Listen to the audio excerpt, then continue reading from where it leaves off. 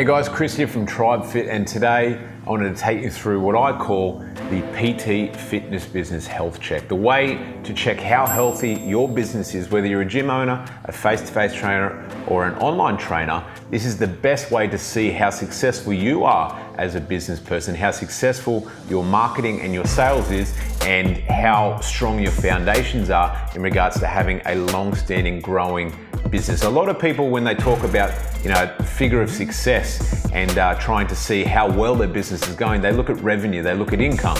But unfortunately, that is a lag measure of your marketing and your sales and how hard you're working to try and boost that income.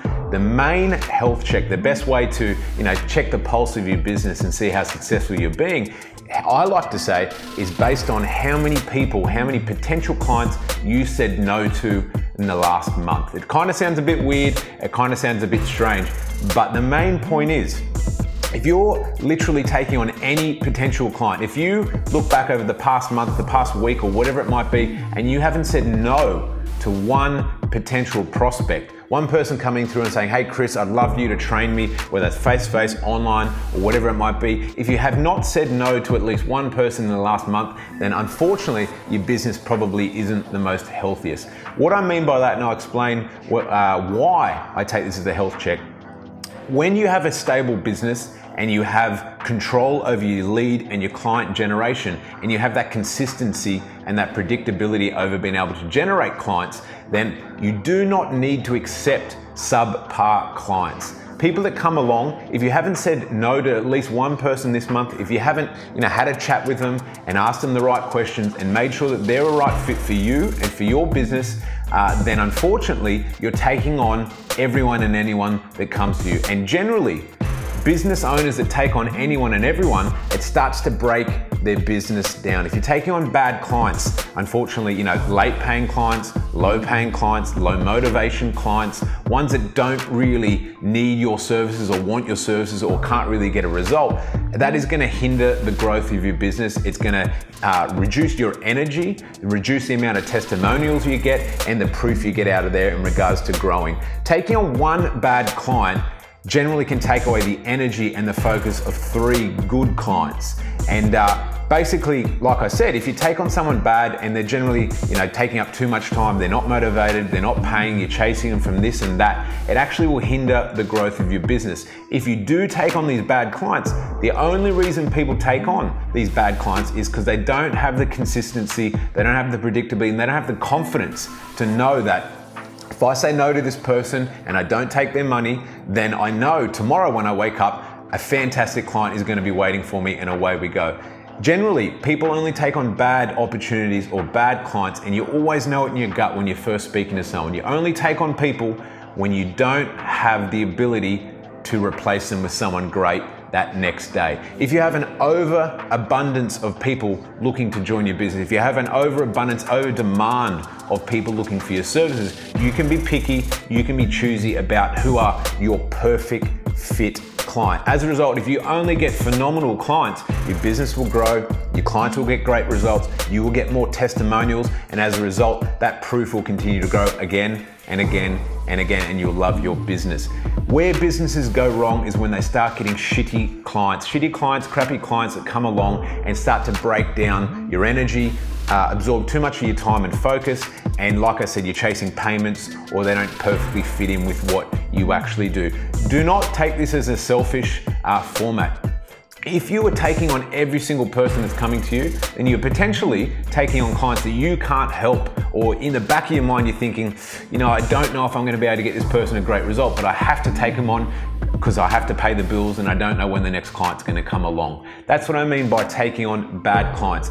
It is not selfish to say no to people. Your goal is to solve someone's problem. If you can't solve their problem, you should say, hey, look, I don't think I'm a perfect fit for you. And point them in the right direction. Give them a solution, give them a result, say, hey, I know of some other trainer who would be a perfect fit for you and is exactly what you're looking for. I'll give you their number, whatever it might be.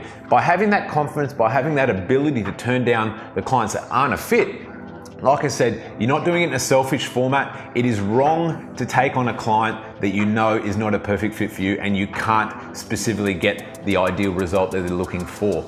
It is right both for your own business, and it is also the right thing to do by that prospect, by that client. But once again, it only comes down to healthy business owners. Healthy business owners, if you have a healthy, strong foundational business and you have an over-demand, oversupply of people coming through, you can be picky, you can be choosy about your clients, and you can make sure you only get phenomenal clients that you want to work with, that are going to get the results, they're going to put in the time, they're going to value your knowledge, your time as well, and everything goes around in a circle from there, and everything grows from there. Like I said, the one thing that can hinder a growth of a successful business is taking on subpar clients.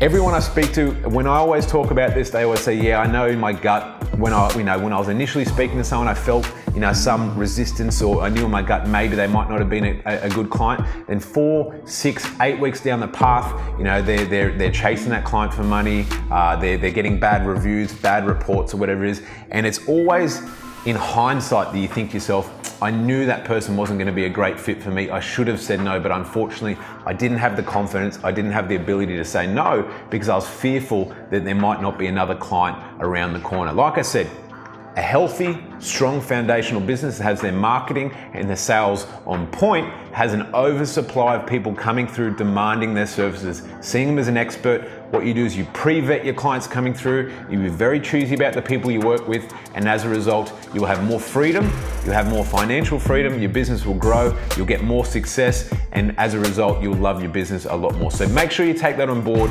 Next time when you are in that position of potentially you're speaking to a new prospect and you're saying, oh, I don't know if this person's gonna be a great fit. They're already talking about, trying to reduce prices, or can I guarantee this, or can I do that, or can I work at hours that I don't normally work? Think about how healthy your business is. If you don't say no to that person, if you haven't said no to at least one person in the last month, you need to work on your sales, you need to work on your marketing component of your business, because as a result, your revenue might be okay now. But if you take on, like I said, this month, your revenue might be good and you might be thinking, hey, I've got a healthy business. But if you took on a truckload of bad clients that month, the following month and the month thereafter, your revenue is going to dip. It is not going to have the consistency of growth, and you're not going to love your business either. You're going to get frustrated, and it's not going to be something you're going to enjoy. So make sure from a PT health business check, make sure you're doing that health check at least once a month in your business. The more people that you are straightforward to and saying, no, I don't think this is a fit, still giving them a solution and helping them out and pointing them in the right direction. The more people you have of that, it means your business is becoming more healthy and is getting a stronger foundation as well. So keep that in mind.